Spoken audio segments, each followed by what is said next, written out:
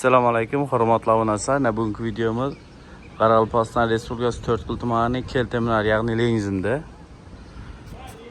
Bu yerda adres bilan tushuntirib o'taylik. Lengizim ko'prik, Baltoyxona, Qadirang mag'azini, yine shunun yanında tane pivoxona açıldı. Razumnoy pivo. Bu yerda yine mintay balık, kipsi, somsa, asma tandır tavuk hemmeti başlaydı. Bir yerde her xil xizmatlarımız var. Ne xaladenik, remont, elektrik, avtotexnik, maşinlan xizmatlar var. Bir yerde mağazalarımız da var. Marjinxana, şveyn sex hemmeti var. Yine somza, tandır tavuk, şaşlık, balık. Ne mağazanın isim burada gördük geçecek. Mağazanın içi salkınacak yer bu yani.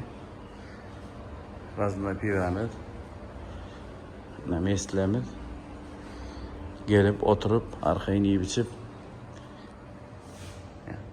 balık, tavuk, kipsi hemmeti var.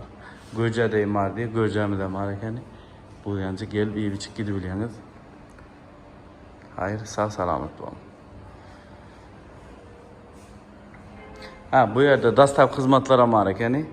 Dastap hizmetler için telefon numaraları kaldırıyor.